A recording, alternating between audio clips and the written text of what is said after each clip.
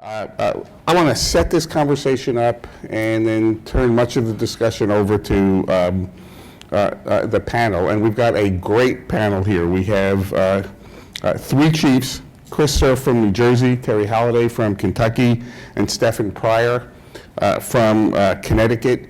And what's interesting about them, I'm not going to read your bios, but we've got long experience and diverse experience, right? Long experience in the education system, and both Chris and Stefan in different ways have been in the business world, have been in the nonprofit and for-profit world, have been in the local government world. So we're coming at this from a number of perspectives and some real interesting experiences. And then there's Scott, who's been at the federal level and been our sort of counselor-in-chief, right, on all issues that have to do with the intersection of federal requirements, accountability systems, and the like, all in the context of a real commitment to civil rights law. So this is a very interesting panel, and we're going to tackle a really interesting and important set of issues. All the states that are in the ADP network, all the states that are here today, have been working for years on this college and career ready agenda. In the context of this discussion, what's most important about it, besides the fact that it's common, is that if we're going, we know this, if we're going to get more students, significantly more students prepared to succeed for post-secondary success, whether it's in four-year colleges, two-year colleges, post-secondary training programs that lead to industry-recognized credentials, they're going to need to leave high school substantially better prepared than they are now. We have a challenge of raising performance and closing achievement gaps in order to make that happen. This is no small task. For states, there are several levers that we've been using for a long time to help boost achievement, and we're continuing to use them with intensity now. It's getting the standards right. We've got Common Core standards that throughout the meeting, throughout the last 2 years, we've all understood the significant changes in instruction that they will demand and support. Accountability, including assessment, has been a key lever for states since the standards movement started, and more recently providing support and tools for educators to implement the standards is something that states are doing more aggressively now than they have before. But the discussion, the issues we want to explore today is how do those levers, standards and standards implementation, accountability and the assessments that go along with it, how do they in fact come together in a coherent manner, both at the state level to create a coherent policy framework and in the classroom so they actually help change teaching and learning. The three states that are participating here have taken different approaches to this. They're all working on the same issues, but they've come at it differently. So what we're going to do is start looking at how the states are approaching these issues and begin to talk about how they intersect. And in the course of the conversation, I think we'll cover a wide range of topics, and we'll also create room towards the end of this session for questions and comments from those of you in the audience. So let me start. Terry, I'm going to start with you. Okay. I don't necessarily believe in going in order.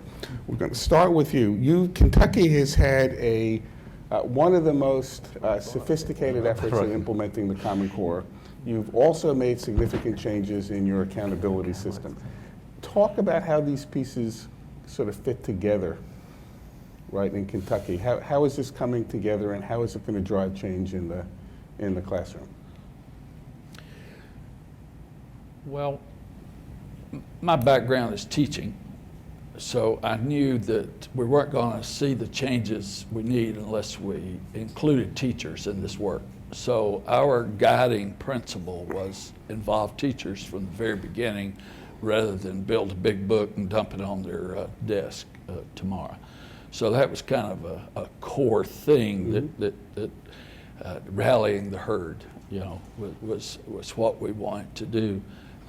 It's important, if you're really going to get to your goals, that every teacher every day says, what can I do today to help more kids reach college and career ready, and how will I know what I did worked? I mean, that's the core question, essentially. And then if you have 42,000 teachers working on that, and then 1,400 principals and 174 superintendents and 700 or 800 school board members, and your whole department working on that one thing, how can I help more kids today be college and career ready, and how will I know? So what we wanted to do very early on was engage teachers in not only implementing the Common Core, but developing the Common Core. And we had such a strong partnership with higher ed. That was another guiding principle. We couldn't do this work without higher ed, because in the Kentucky Education Reform Act, what we learned from our historical perspective was we might have not included teachers enough, and we might not have included higher ed. So once we got the right vision and the right guiding principles, it was just getting to work, you know. And so what we did is pulled 3 teachers from every district, 3 principals from every district, 3 central office people from every district, made sure we had special ed at the table, higher ed at the table, and just got to work and let teachers lead the work. Mm-hmm. And it's so far so good. I was telling the crowd this morning, what I see the big difference is we adopted like February of 10, even before it was finalized. And fall of 10, as I visited schools, what I try to do is I've got 174 districts. I've visited 160 of them now, and I visited over 500 schools, and I always talk to teachers who are implementing Common Core. What I saw in the fall of 10 was very nervous, uncertain, insecure, but knew it was the right thing. And what I'm seeing today is teachers are leading the way. They're sharing with other teachers because they've got the tools. That we have the comprehensive software system where they've got standards, unpacked standards, formative assessment items, diagnostic assessment items, links for the Common Core to digital resources.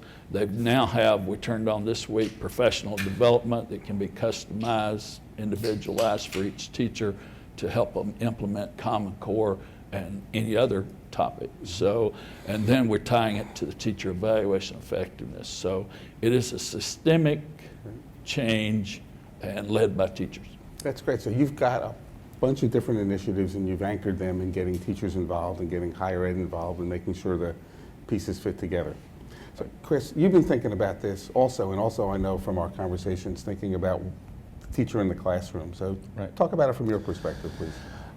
Sure. Well, first of all, thanks for having me here, and it's an honor to share the stage. You said that there was people with, you know, a long tradition of public education. That would be Terry, and then there are interlopers like Stephen and me who are kind of following in the footsteps. But in any event, it's a great honor to be here. So look, being Commissioner of Education historically has been kind of a steady as you goes kind of job. Let's not make too much noise, let's keep things going, let's regulate, and so on. So that, I believe, has changed and changed dramatically, and I like to think there are 3 examples of that change represented on the stage. I don't mean to leave Scott out, he's, but just from a different angle as well. But the playbook of a reform-minded commissioner or a reform-minded Department of Education is actually quite common. I mean, it has you know, what you might call the usual suspects. You know, you have to orient everything around high academic standards geared to college and career readiness, and we now you know, embrace the Common Core as well we should, and we want to implement that faithfully and successfully. We want to have a schemata of differentiated interventions so that you don't treat schools that are succeeding very well with kids the same way you treat a school encountering persistent academic failure. You have to have an accountability system that sort of keeps score, if you will, but also provides information to teachers to differentiate instruction on the basis of you know, real-time data about who's learning what and who's not learning what. You can't ignore talent. You have to have a pipeline of effective teachers, and you got to reform your tenure system or your compensation system, et cetera. And then lastly, of course, you have to embrace innovation and technology so you can have the delivery systems both to give the tests when we get to Park in 2014, as well as to get people the information they need to be better at learning in the case of students and teaching in the case of teachers. So all of this, all of this makes it for a very compelling book or a graduate paper. It's just very hard to actualize. It's very hard to sort of operationalize all this. What was it, Mao Zedong? I think we said a journey of 1,000 miles begins with the first step, and this may have actually been invoked. I was in and out in the last session. But you also got to know in what direction, right? I mean, you're going to go north, south, east, or west, or another point, a point on the compass. And so the way I hope we think about that is that you kind of got to find one organizing concept and then take all of the things I just listed and put them under that heading. And what I think this all comes down to is if I am a teacher, what do I actually do tomorrow differently in the classroom for my students to succeed by the high standards that the state has now imposed on us? What do I actually do tomorrow differently?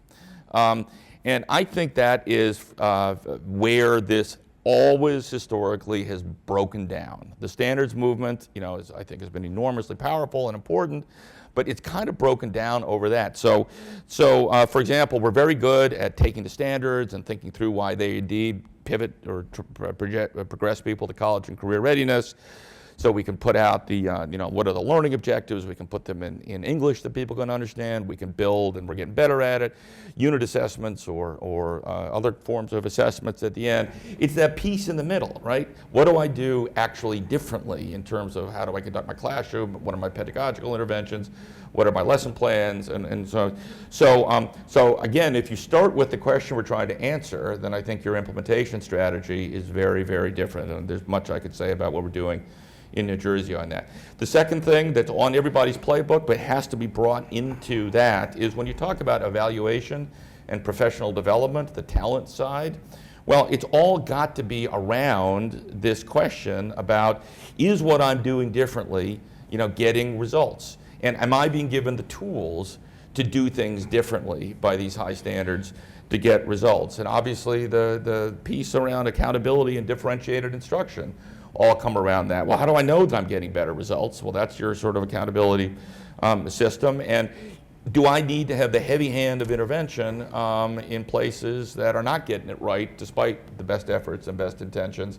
And that is this notion of differentiation and how prescriptive a central authority should be at the school and even the classroom level. And finally, the tech piece, right? I mean, this whole revolution of technology, I'm a big believer, but I'm also been a big believer for a long time, and I'm kind of waiting for it to happen. But if you ask the question, look, you cannot scale this movement. Common Core is not just another set of standards. It's a totally different way of engaging children in the classroom. And you cannot scale that with train the trainers and gee, everybody, let's do it better tomorrow. There is no solution here that does not involve a technological delivery and distribution system around this. And I think that brings the technology piece. And just as I don't think you can effectively use assessments, particularly the more complex assessments as they evolve, without having your state have the capacity to have the technological wherewithal to use these assessments. And finally, even the content of Common Core, I am prepared to predict, I know everyone's, again, tired of waiting, but I'm prepared to predict that there will be vast amounts of standards-based Common Core linked content that is way better than many teachers would be able to do on their own. It's not a question of capacity or talent, it's a question of achievability. If I got 25 to 30 kids in a classroom, right, and I could be Einstein with a for 8 PhDs in education, it may actually be impossible to personalize and differentiate instruction at the level expected in the new order with that technology. That's sort of my effort to tell you how all of these pieces fit under that general question of what really matters is getting teachers in position to answer the question, what do I actually do tomorrow differently? Great, thank you. So, Chris, you and Terry have similar questions you want teachers to address.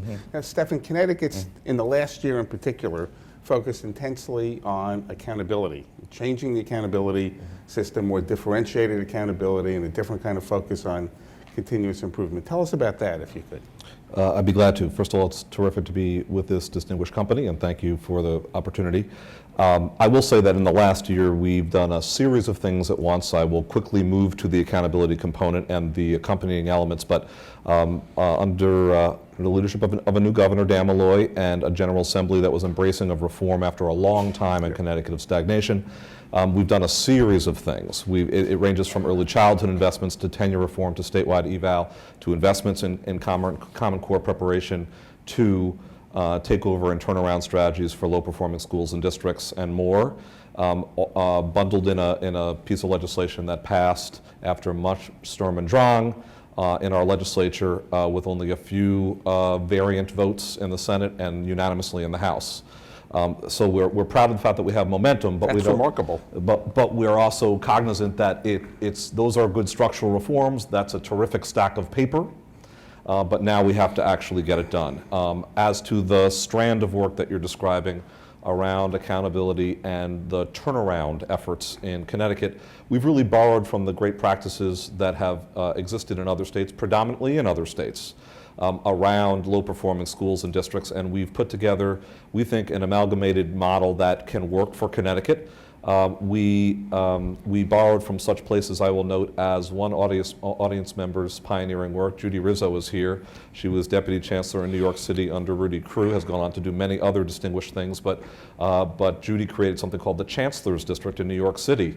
People don't necessarily refer to it as frequently these days, but it really was pioneering work around across 32 and more community school districts that had elected boards of education, bringing schools in under one umbrella that were failing and helping to turn them around. If you look to now, of course, the more recently celebrated models of the Louisiana Recovery School District, the Achievement District in Tennessee, what Michigan is rallying to do, there are these ideas. We set forth to do something slightly different in a Connecticut style, which was to engage in district interventions and supports, and to have an individualized school turnaround effort as well. On the district front, we've done a series of things. First of all, the State Department of Education has been empowered, as other states are, to do various forms of state supervision for districts that are struggling. That ranges from and kind of introductory level of involvement in the form of something called the Alliance Districts. The new increment of school finance through our equity formula, the ECS formula in Connecticut, is now with strings attached. The Alliance Districts are the 30 lowest performing districts out of our 166 in Connecticut. These districts are required to engage in a series of strategies in order to get themselves on track with approval authority from the State Department of Education. There used to be district improvement plans all the time, which became documents on a shelf. Now these are required for future funding. And one of the elements of that is tiering one's schools in a district. Lowest performing schools, in accordance with our waiver granted strategy, must be turned around. And I'll come back to the individual school strategies. But at the core, you might argue, of what the Alliance Districts are required to do, it's the 3 T's. It's tiering their schools, it's talent, and it's the extension of time. There also are requirements around gearing up for the Common Core and the implementation of evaluation for teachers and leaders. They are also permitted to innovate in whatever ways they may see fit and to share their strategies and have them approved. But there are also state supervision strategies that have been introduced, including the reconstitution of locally elected boards of education. That was done in Bridgeport, Connecticut, our largest city. For the first time, the replacement of a superintendent, absent the removal of democratically elected board members, and also the special master statute, which permits the supervision by a special master who sort of hovers above or with the local board and the superintendent. We've now taken those steps twice, both in northeastern Connecticut, where there have been persistent problems educationally, in Windham and New London, Connecticut. Bridgeport is a city with some 130,000 residents and 20-ish thousand student population. The aforementioned 2 northeastern towns are more along the lines of 20,000 residential population and 3-ish thousand student populations, where Stephen Adamowski, the former Hartford superintendent, very reform-minded, is now the special master for both districts. So I'm moving quickly, but I want to zoom to the individual school turnaround efforts. We've borrowed from these multiple strategies from the Chancellor's District to the Recovery School District, and we've created something that we call the Commissioners Network. And the Commissioners Network involves the adoption, if you will, of lower performing public schools into a network in which there are a series of flexibilities and resources that are offered to the school. The commissioner may designate a school for this purpose, or a school may volunteer itself. In the first round, in this first year, our bill passed actually after an implementer session in the legislature in June. So we want to start up some of these schools for September. Right. So we started with 4. They volunteered themselves, Hartford, New Haven, and Norwich, as well as, I'm blanking on somebody, engaged in turnaround efforts, which they presented to us as plans through forming committees. Those committees generated plans. If they were adequate, they would be approved by the State Board of Education. We are pleased with the fact that in the statute, it's permissible for partners to be assigned or to be adopted by the given school system. The diversity of those partnerships has been terrific to see, in that in the Hartford School District, a charter school organization, Jamoki Academy, which is a homegrown Connecticut CMO, adopted the lowest performing public school in Hartford, the Milner School, and are engaging within the unionized environment and the conventional public school structure to turn that school around this academic year. In New Haven, where there's an active union district partnership on an ongoing basis, the union itself is stepping over to take over and turn around a failing high school. So the New Haven Federation of Teachers will run high school in the community, which has a long tradition of teacher activism within it, but it is very low performing. And then we've got 2 conventional, Bridgeport and Norwich, 2 conventional turnarounds with direct run schools. The nice elements, and then I'll conclude, that I think will be helpful to these districts and schools as they engage in the individual school turnaround in these 4 instances.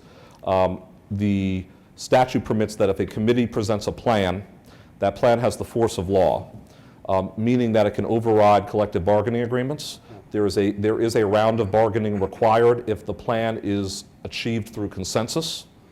But if we're not satisfied with scenarios in which consensus just isn't possible, the dysfunction at the local level in these 4 instances or in the many that will follow just doesn't permit the assembly of a consensus plan, the State Department of Education may impose a plan. The plan may go into financial impact bargaining, meaning that it won't be about the thing itself, but rather it will be about what kinds of financial awards ought to be made to enable the model to happen. Mm-hmm. So I'll pause on that point. Great, thank you. So you focused on an approach in Connecticut, right, on accountability that is has at least 2 or 3 elements that I just want to sort of frame up here. One is a much more muscular approach, right, to dealing with low-performing schools than you've ever had before, and maybe that anyone's ever had before. And secondly, combining that with, as you talked about, one of the T's is a tiering system. So there's an ability to focus on the lowest performing places, right? Your ability to focus on the lowest performing districts, the district's ability to focus on the lowest performing schools, and your ability to focus on the lowest performing schools. Those are pretty significant breakthroughs, and you've got time and talent folded into that as well. So I want to, Scott, before I come to you, I want to go back to Chris and to Terry and just ask you to comment on the changes you've been making in accountability statutorily and or through the waiver process. And where are you moving on that front in particular? So, sure. It's sort of, we use the NCLB waiver application as a way to sort of pivot to a completely different way of thinking about our task. New Jersey is a peculiar state in some respects. We were always at sort of the top of the NAEP, number 2, number 4 in reading and math, and yet we have in our midst 200 or so schools. We have a lot of schools that aren't as good as they think they are, but we have 200 schools that are just in a state of embarrassing, persistent failure. In fact, our achievement gap is probably as broad as any place in the country, and interestingly, Connecticut is kind of we're probably vying with Connecticut for the actual magnitude of, of the achievement gap, because we have both extremes so well represented in terms of wealth. So we basically said we have a broad amount of existing statutory authority that has never been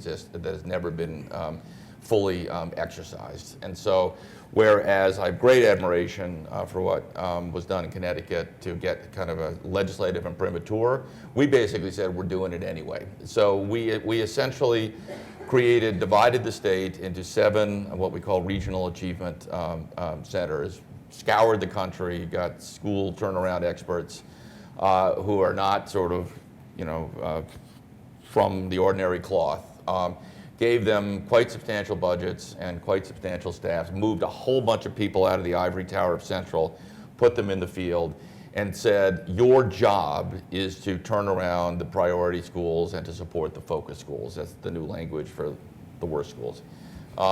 And basically gave them and told the districts that we want to do this in a collaborative way, but we're going to do it. And so whereas we have a very light hand in terms of regulation in a lot of places, we are implementing, we're now up to 8 turnaround principles, which are the common sense federal ones that everybody I'm sure is very familiar with, but they are headings under which you can do a lot. You can, so we fired principals, we've put in data specialists, we've imposed, Common Core curriculum ladders, and so on.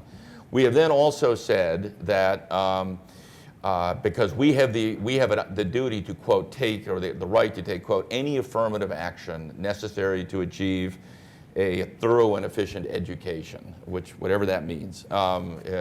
We have the authority to do that. We have then said if a district is obstructionist or non-collaborative or engages in the kind of mischief it can in terms of teacher assignments or student assignments or building issues, that we reserve the right to take the school, to close the school, to reopen it as a charter school, to create give it a, quote, turnaround partner from a variety of different potential sources. And essentially the message is that this is a state obligation, and the state doesn't do this particularly well, but a district, if after 20 years or 2 years is our now timeline, you lose the privilege of being in charge of the school. We're less interested in reforming districts because we don't think the country has any particularly strong evidence that works very well. So we are focusing on schools. And so you take a city like Newark, it's got a lot of good schools in it, it's got a lot of dreadful schools in it. So our focus is on the schools that are failing, and we're saying that we are going to insist on a prescriptive set of interventions in the short term, and if those don't work, we are going to insist on essentially a close and replacement or retooled management strategy. Terry? We had a convergence of state law in 2009 called Senate Bill 1 and the federal waiver and race to the top.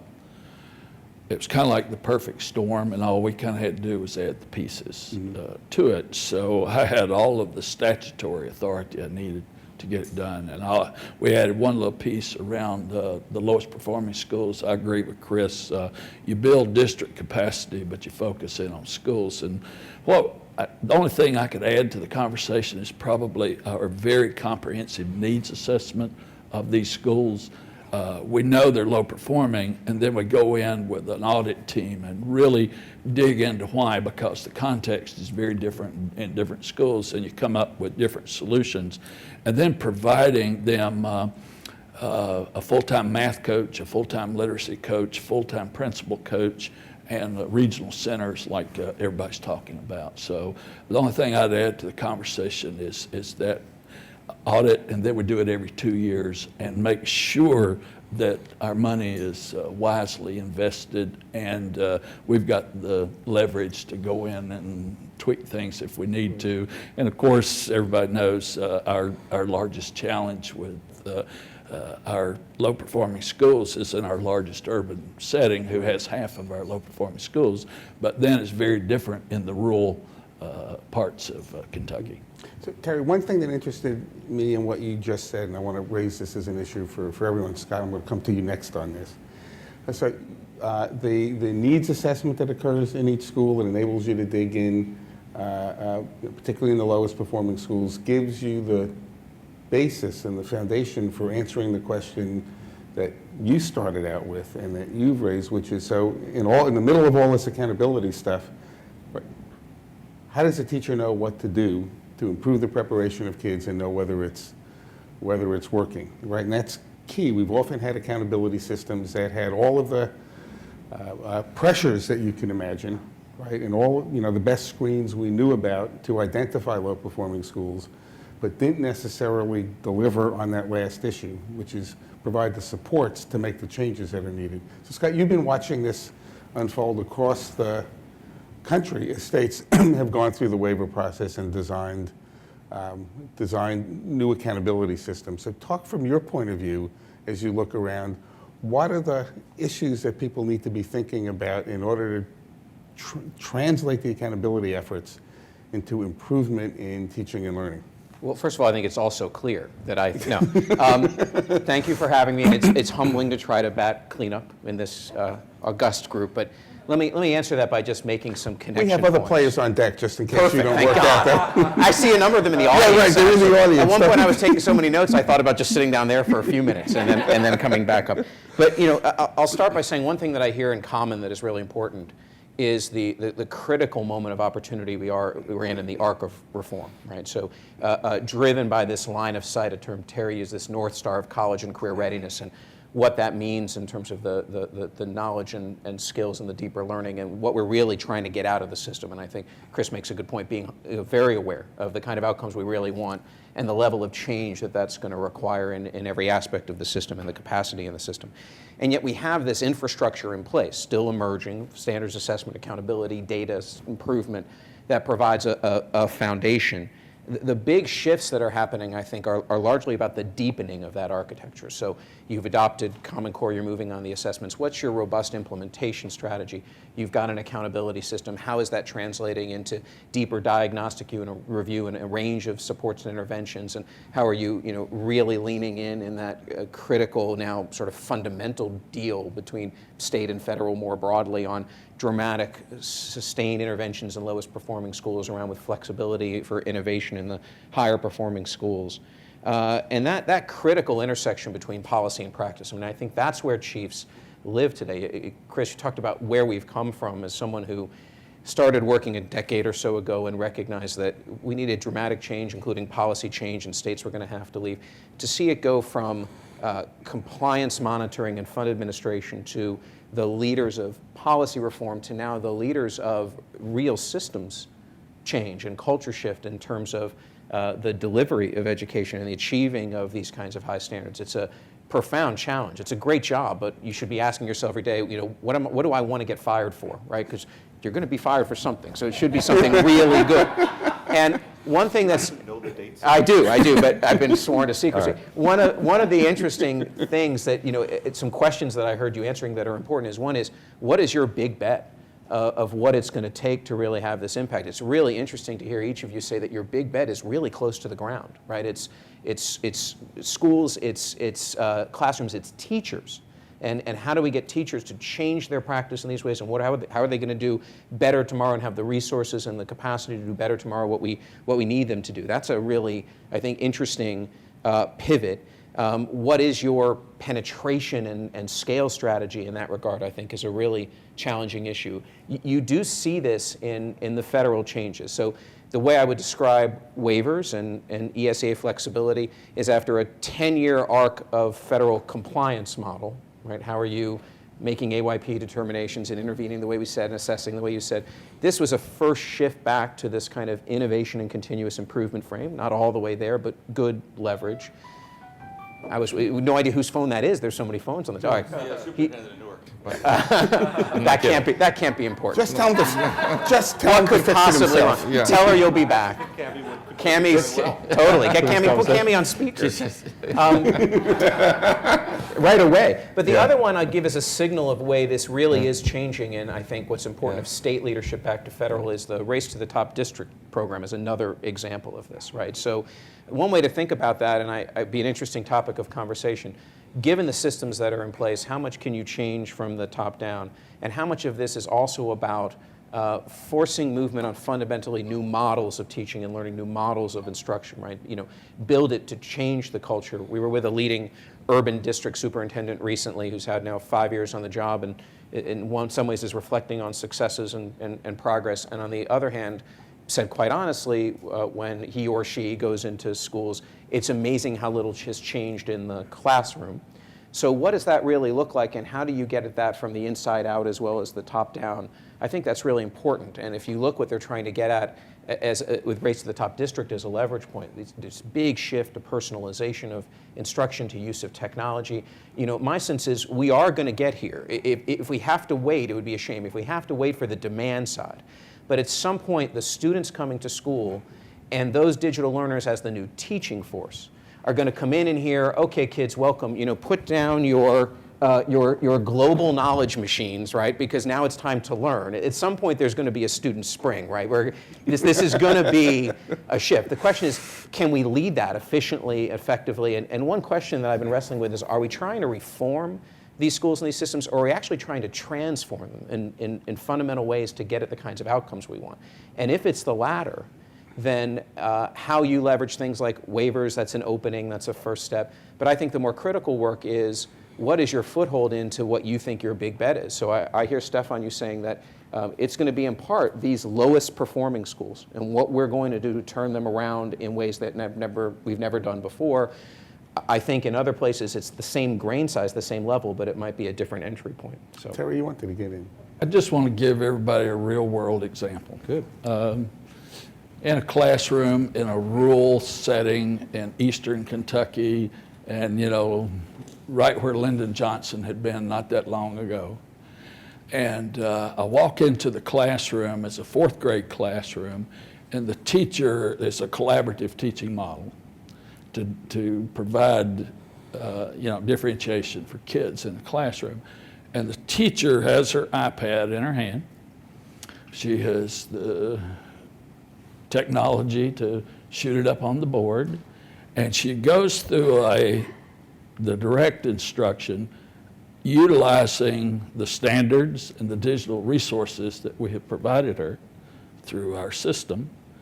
And then she says, now we're going to kind of like do some assessment. And every kid in the classroom has a clicker. And so she gives the first question, and it's up on the board, kids see it. Instantaneously, she knows who's got it right, who's got it wrong.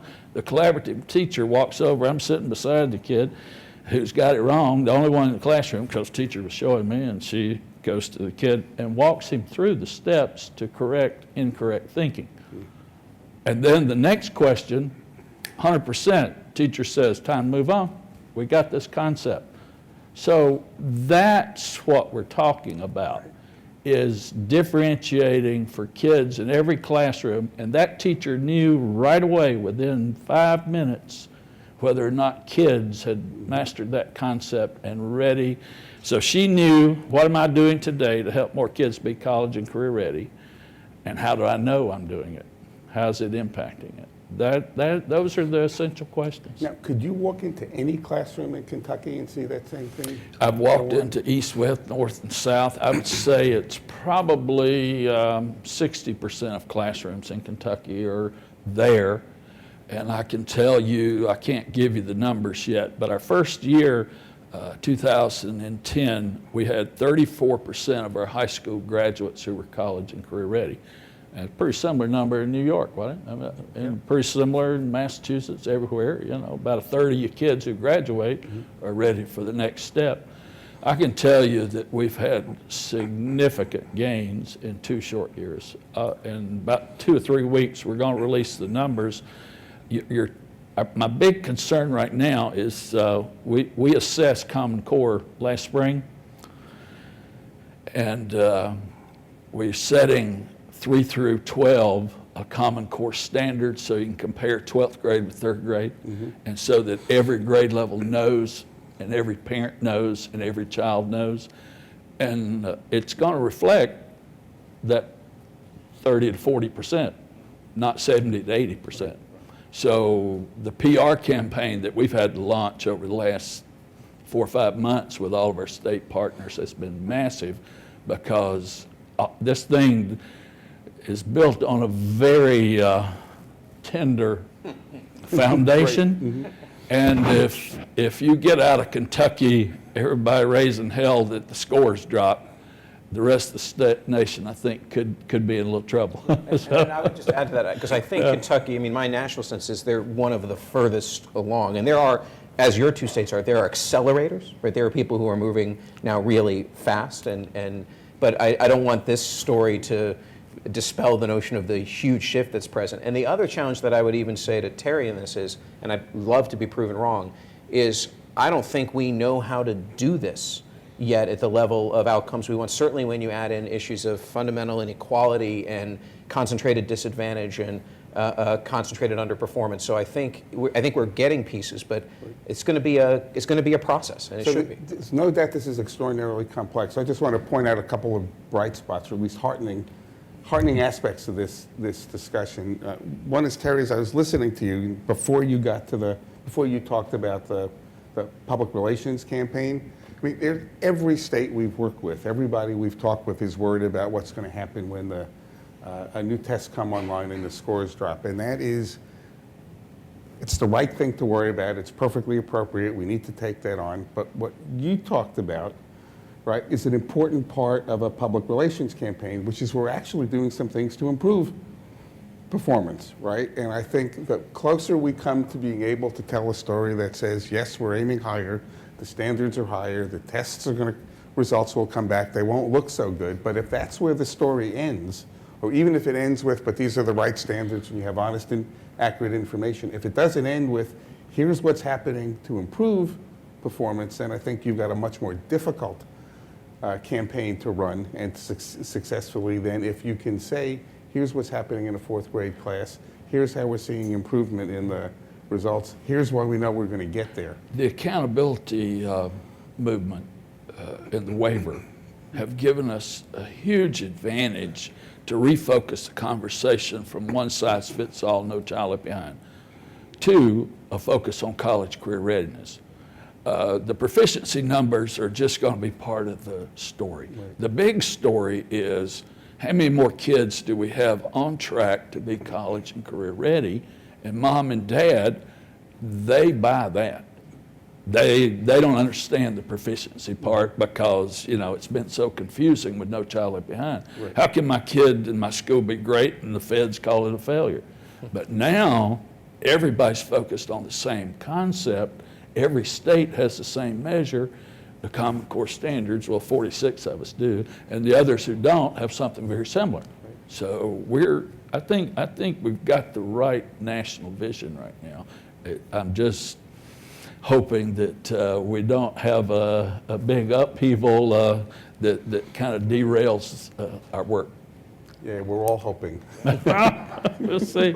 We're working on it. Forums like these, I mean, the truth of the matter is that we're nowhere near projecting and communicating where we're going with college and career readiness, and the proficiency standard itself really is becoming outmoded, and most of us are moving to index systems that align with a better sense of the way schools and classrooms ought to be moving and are more aligned to our expectations for college and career readiness. It's all more sensible, it's all more logical, it's all more intelligent, and it's all harder to communicate by a lot. And I think, maybe for sessions like these in the future, we need to do a breakout room for journalists.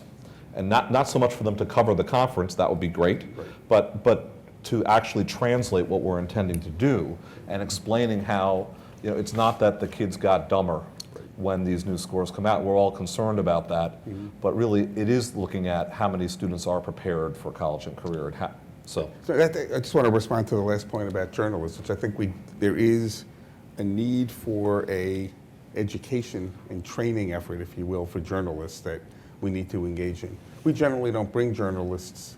In fact, we typically kept journalists out of these meetings so you guys can have the kind of honest conversation that you need to have, but we may need to figure out a way as this kind of effort moves forward, whether it's this forum or others, right, to begin to bring the media along so they can tell a better Just so you story. know, I always assume they're out there somewhere. Sorry. Yeah, but that doesn't stop you. Actually, okay, so It doesn't have an impact on what you say. There, Jenny's out there. Jenny's right yeah, there. but Ginny, this is off the record. Well, she's just here to moderate Can you the just next say that? session. No, I know. Right, but other than Ginny, who we all trust, there are no journalists here, but half the people are tweeting to God knows who about it. No. Okay, one day I'm going to learn how to do that, or at least follow somewhere on that.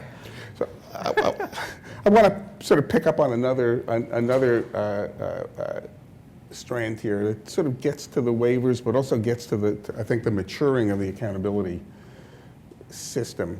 I go back a ways in this world, and I'm remembering two moments in time. In 1985 or 86, when I was at the National Governors Association, the governors, under Lamar Alexander's leadership, he was governor of Tennessee at the time, put out a report, Time for Results, that offered this horse trade, right? The governors were basically saying to the education community, we'll give you the flexibility, right? We'll get rid of the regulations. They didn't quite do that, but the deal was at least, we will provide you flexibility at the local level to produce results, and we'll hold you accountable for results rather than compliance. And part of the recommendations in that report called on states basically take steps to turn around low-performing schools or districts. And at NGA at that point, we did a survey of states to count up how many states had the authority to do that. And I'll get the year, or I'll be off by a year or so, but in '86, I think there were 6 states, right, that had some kind of authority to do something in the face of failure. The academic bankruptcy statute in New Jersey, I think, had just been enacted under Tom Kaine's leadership. Fast forward to, it was either 99 or 2000, in the Clinton administration, we were advancing a reauthorization proposal for ESEA. Didn't quite get any place. It was hard to get things done in Congress at the end of that period of time. Much easier now, much easier now. The world has changed. As they do every year, the governors, NGA was coming to town, and there's always a meeting with the president. And the theme of that year's meeting was going to be on education. And our ESEA proposal was going to be the topic of discussion. At least we knew it would be one of the issues that came up. And I don't remember the details, but we had a much more demanding set of requirements on states for accountability, including intervening in the then rapidly growing number of low-performing schools. And we're anticipating some pushback from governors that the federal government was sort of overstepping its bounds. So we looked at data that were available then, because the U.S. Department of Ed collected data on states' accountability systems. And at that point in time, 1999, there were, I think, 19 states that had some kind of provision for dealing with low-performing schools or districts. That's something on the books. So in the briefing with the president for the meeting, anticipating this, we pointed out that in the 13 years, right, from 85 when the NGA report came out to 99, right, we were increasing, the number of states that had authority to deal with low-performing schools was increasing at the rate of 1 per year.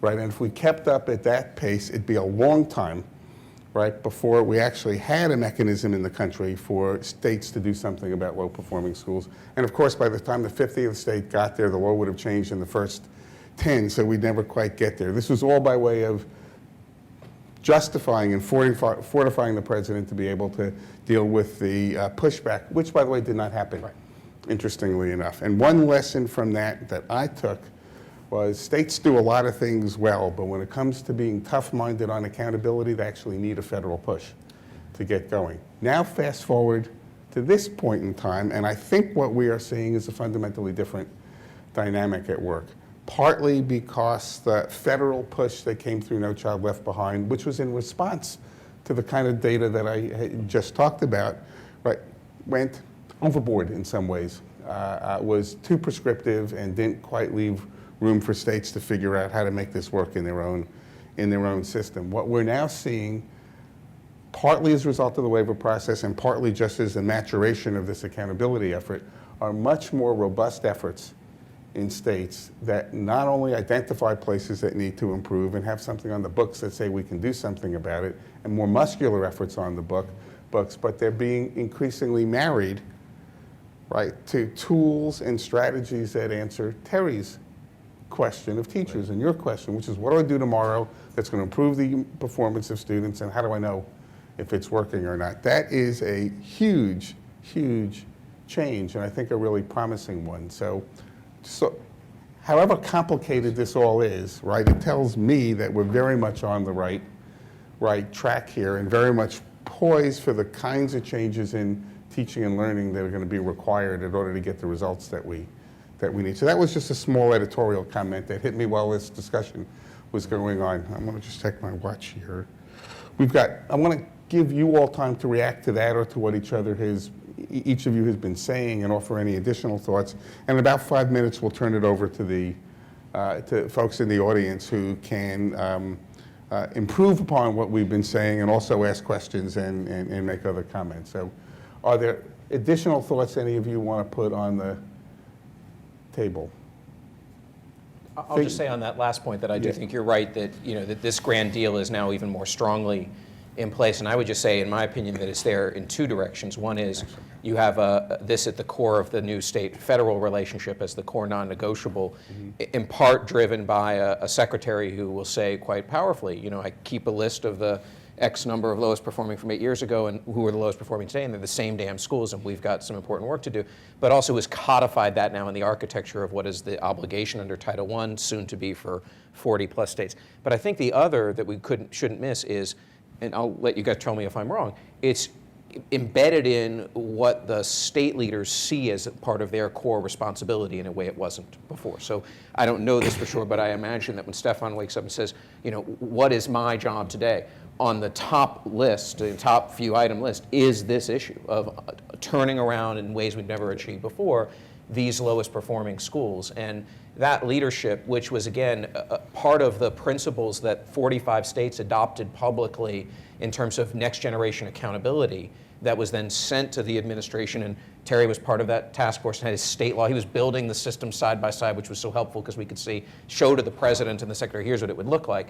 They put that marker down as the states before the feds came and said, okay, that's an essential part of the deal. So I think you're right that that's an important moment. I think that, again, what I worry about or what I think about it is we're not just trying to get these schools to be, from really bad to just mediocrely bad, and we're trying to get them to excellent at a time where the bar for excellence and our understanding of that is changing. So I think, it's going to take a lot to get that done. So in that, Stefan. Just to add also, I think the environment may be changing, may be evolving also in that, in Connecticut's experience anyway, we certainly had a clash of the titans in the course of our legislative session, trying to generate these ideas for turnover and other forms of intervention and support for low-performing schools. But at the end of the day, all of the state associations, superintendents, principals, boards of education, and both statewide teachers' unions got to the table and engineered solutions and really got in a solutions mindset. There are advocates in this room who were some of the external organizations, not representative of us education professionals, who were also in that mix and were invaluable, real reform groups on the ground and generating ideas. Everyone coming together with the solutions. I think there may be an even greater sense that everyone's got to solve for these problems, that there aren't forces of reform and forces of resistance. Obviously, that's not an absolute form every day of the week true, but I think people are getting there, and I will say that in our case, Randy Weingarten was personally helpful in getting to the finish line, and I think that that's not an exception, that's becoming a rule, and we need to all continue to work along those lines. So that's great, and on that point I want to ask you one last question to pick up on that, which is, so we've described a maturing, coherent accountability and improvement strategy, right? Slightly different in every state, but the elements are the same, and you can see the pieces coming together, right? And in Connecticut, you've just literally brought the players together around this. But let's face it, nothing's easy, and the politics of education is quite dynamic, and it will take longer to implement these changes and see them through to so even some initial success, then the political environment may well allow for. So what's your sense about what it's going to take to enable you to keep these efforts on track in an environment when the implementation is going to be harder, when the test results will come out and create challenges, you're now going to use them to evaluate educators. Think about that environment and what's going to take to keep moving this forward. Well, I wish I had a great answer for you, but I will say that the downs, I mean, I agree with your definition, your observation that the sort of power dynamic has shifted from a centrally prescriptive federal government to one that seeks to harness the sort of dynamism and ambition of states, and states are increasingly saying we define our mission as making sure that the kids born into poverty actually have an equal opportunity for success and broader, but that there's a real essential of that. But the downside of that is, you know, what was it, Tip O'Neill, I guess, said all politics are local, or somebody said that, and as hideous as the politics are in Washington, and I think we've set a new standard for that Thank you. over the last couple of years. I mean, you present a glowing view of the consensus building and compromise process in Connecticut, but a little bit of enlightened despotism probably would have yielded a better bill, right? I mean, and so, and certainly I'm that's actually not sure, and I'm Really? serious Yeah. about that. I think that Yeah. I think it was that constructive. Yeah. But All right. Well, that's heartening to hear. But I can tell you that the politics in these state capitals are, you know, to say that the people are putting the best interests of children first above other interests, and to say that they're willing to be a casualty of change and take the hit for doing the right thing, I think is, shall we say, not a universal phenomenon in our local political process. And the downside of this devolution back to the states is that there tends to be even higher levels of interest group capture and even more political stasis and lack of dynamism in some state capitals than in the federal government. So I tell you what, if there could be, by a single stroke of a federal pen, something that accomplished all the things that collectively would take us about 10 minutes to put on a list, and just get it done once, that would be much better for kids. Yeah. Well, let's hear it for expanded federal power. Who's tweeting that right Yeah. now? Okay. Right. I just- Terry, and then we're going to open it up. Two quick things. Yeah. Relationship building. As I visit schools and districts, I always invite the House member and the senator from that area. And when I can have a teacher talking directly to them, that's a lot better than me testifying at the session. And that gives them a powerful example to go back and use in their committee meetings. And the well, I would other say, Terry, I'd welcome you at any of our sessions. The second thing is we're not going to keep this agenda going if we don't see some early successes. Yeah. So that's the one big thing, is just to highlight the early successes and those, what did Chip call them, the best sites? Bright spots. Bright spots. Bright spots. But we've got a bright spot statewide coming up pretty soon, so you know, hopefully that'll help. And the one other one is to dodge. You know, give them something else to talk about that doesn't really matter that much that they're all heated about, and then you can keep moving with your real agenda. You Well, know? thank God we've got a presidential campaign going on to give us starches here. So on that note, again, think about the issues, right, that have come up here around accountability, instructional improvement, college and career readiness. The themes here, both the policy and substantive themes, as well as the political and communication challenges, are themes that have been running throughout this meeting. So I want to invite people those of you who've been sitting here listening to this patiently, I'm sure these comments have triggered some thoughts and reactions and questions, so please join the conversation. Now we have mic runners someplace back here. Mike's excellent. So yes, right here. And please introduce yourself first. My name is Ben Rarick. I'm the executive director of the state board in Washington, but about a decade ago I did work in New Jersey. My question is about accountability. Back in the late 90s, early 2000s, and I don't know, maybe still, New Jersey was pretty heavily invested in state operation of school districts. Jersey City, Newark, Patterson, as I recall. And I was the director of the Office of State Operated School Districts for a few years there. And as I heard you talk about accountability, you were talking about, it seemed like a more tactical school level receivership. So my question is, what are some of the lessons learned that came out of the state complete receivership of districts? I don't even know if it's still going on or whether the state has moved on, and whether it's aligned with an agenda of, getting all kids to college and career readiness, or what the current thinking is on state receivership of districts. Well, I have to differentiate between the world that I live in and the world I hope we can create. The world I live in is one that, by legislation, enabled the state to take over entire districts, and the list you lay out, Newark, Patterson, Jersey City, is the list. I would say that for the most part, that experience has been disappointing, as measured by very sort of raw statistics like graduation rates and percentage of kids who can read, et cetera. My own view is that was the result of that was largely because the state had the authority and didn't necessarily take full advantage of it in certain respects, partly for political reasons.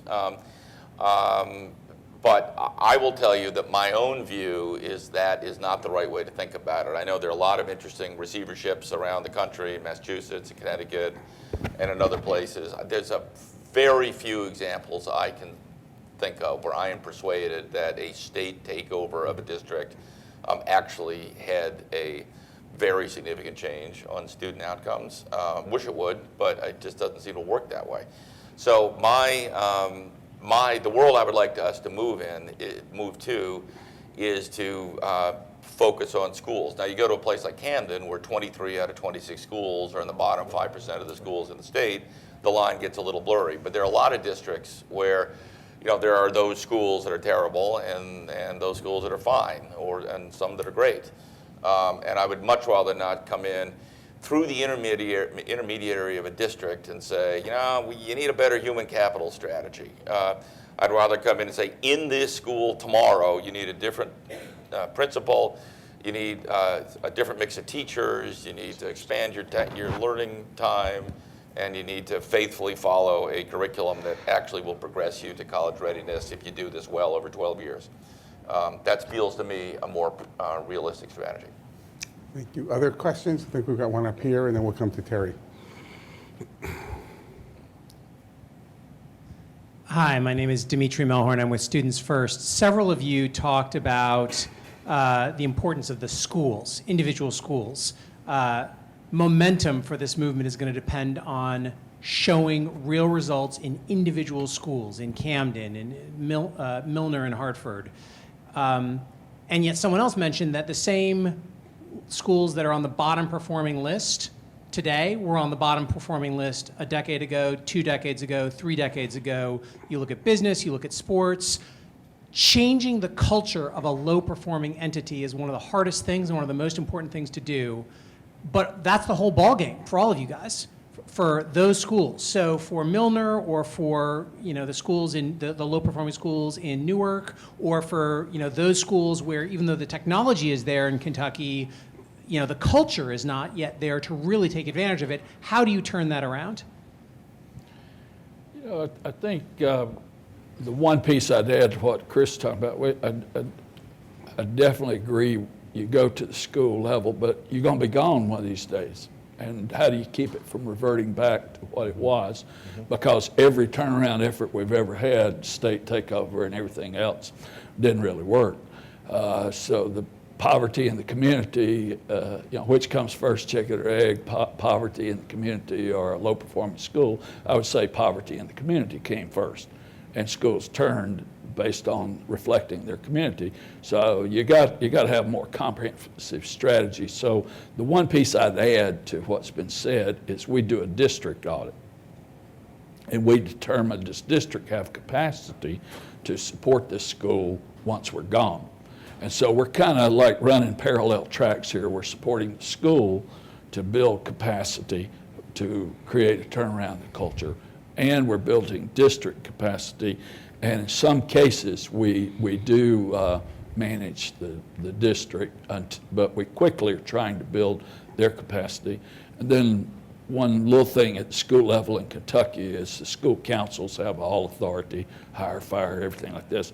That's the key culture I've got to change, is how do I change the teacher leadership culture in that building. So unless you just blow up communities and send all the kids somewhere else, I know some folks think choice may be a silver bullet, but I don't, it might help, but I don't think it's the silver bullet. I think that community's expectations have got to change.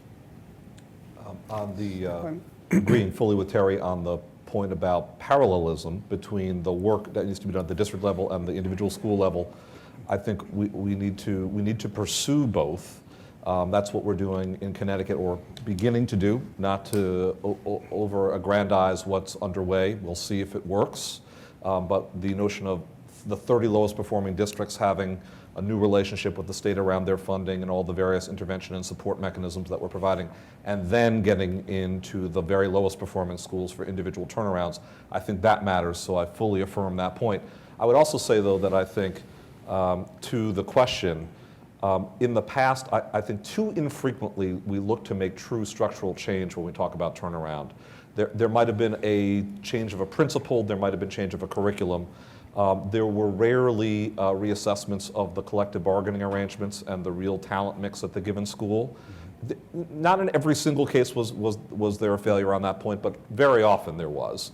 And with models like these new recovery school district type scenarios, and like what I believe we're undertaking through a real collaborative process at the school level for reassessing the rules, I think there may be structural change.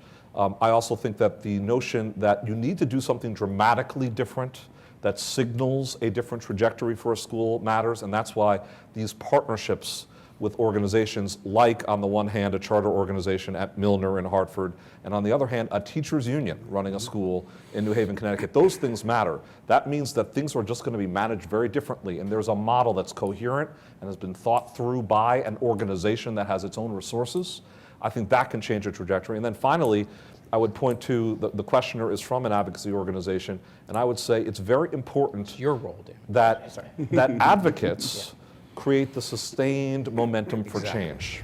And to their credit, unions in our jurisdiction and in others are not only beginning that, are really undertaking that kind of reform mindset. But I think advocacy organizations as well are and need to create the expectation that these rules will be changed. If given the tools, let's do it. Let's implement it the right way, but let's get it done and let's sustain these changes. So can I just Please. throw in one point? Yeah.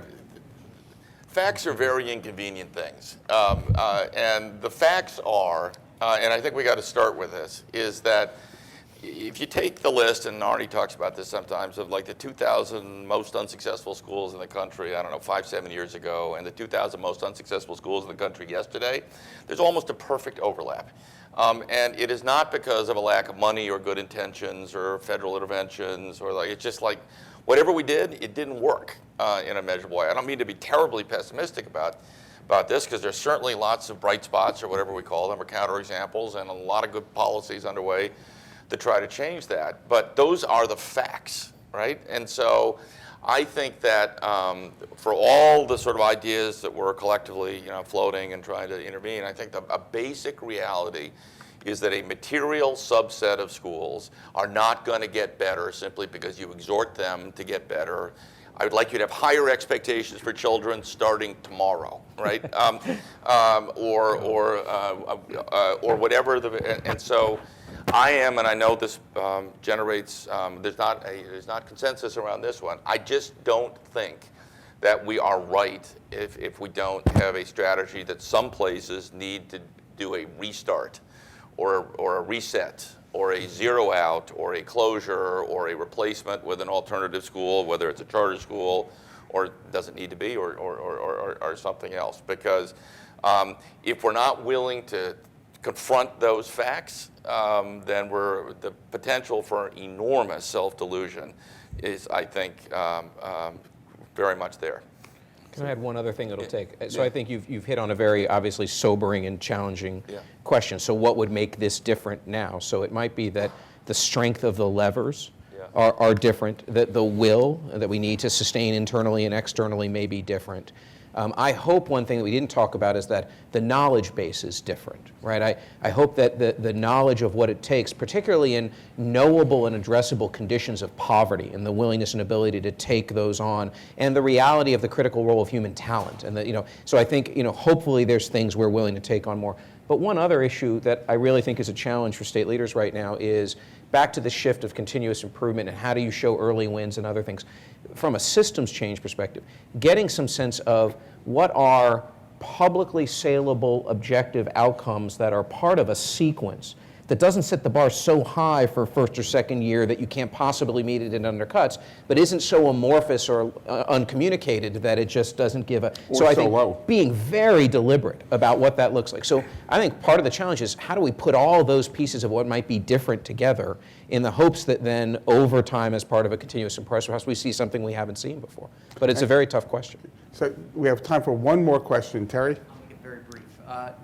You mentioned the critical role of talent. So a number of states, at least my state, is trying to rethink sort of certification standards for ed schools. These things, I'm realizing this could be a long conversation on that topic alone. What are some of the key sort of points we should be thinking about, or some of the key lessons maybe we should be thinking about in terms of working with the ed schools to elevate the quality of their graduates that are getting into? CCSSO is going to help you. Stay tuned for November. Stay tuned for November. We're going to Common Core Standards with NGA originated there. So now we've got leadership ready standards and classroom ready standards on the way. I'm serving on that group. Tom Luna pulled that group together, and some really bright minds, so I'm just honored to be there. But second thing is I'm having conference calls about every other day with the new Commission on Accrediting Educator Preparation Programs, and I'm in charge of the outcome measures recommendation for those. So watch for that to come on what the new accreditation standards would be for teacher preparation. And now we know at the end to come full circle what Terry's going to be fired for. See, I told you. And it's worth it. Isn't it worth it? So there you go. Sorry, no, not at all. So we're going. Good. So I'll mention three things, and this is an intractable challenge. So it's very exciting that good work is being done. One is every hiring authority in every district ought to know what the track record is of every graduate from any education school in the country, much less in his or her state. Like the kids from X university, well, 40% of their kids are reading on grade level, even when you normalize for poverty and do the regression analysis. One, and by the way, people have no idea right now. They have the slightest idea how well graduates are big. Second, you absolutely have to change the entrance requirement into education programs. You can't just take anybody with a pulse and have it be a revenue generator, which is hardly true at many schools, but is certainly true at many schools. And second, you have to have exit requirements, right? The exit requirement can't be that you completed the courses. There should be a serious observational, I actually think on videotape of delivering a lesson, and it ought to be analyzed. It ought to be reviewed independently. And trust me, you can't, I know this from lots of experience, you can't take a teacher who doesn't have it and say, with just a little bit more training, she's going to be good, right? It just doesn't work that way. You can take average teachers and make them better. You can make good teachers and make them great. But if you're just plain not in the right profession, I believe that we have a higher probability of understanding that before people are hired, and we ought to take a very high shot at that. And I suspect some of these ideas will resonate in the suggestions that are to come. And by the way, let me add to that, the praxis test and the equivalent are a joke, right? They don't tell you anything, and in some states, the cuts, even for a test that's a joke, the cut score is makes it, I don't know what's higher on the continuum than a joke, but a bigger joke. A bigger joke, yeah. So with that, I'm going to let that be the last comment, but I want to ask you to join me in thanking Stefan and Terry and Chris and Scott, not just for being on this panel, but for the leadership that you're providing to the country for dealing with some really intractable problems, and Scott, for the kind of work that you do to support leaders who are trying to get that kind of tough work done. Here, And here. So then, thank you. Thank you. thank you, sir. Thank you very much. Thanks for being here.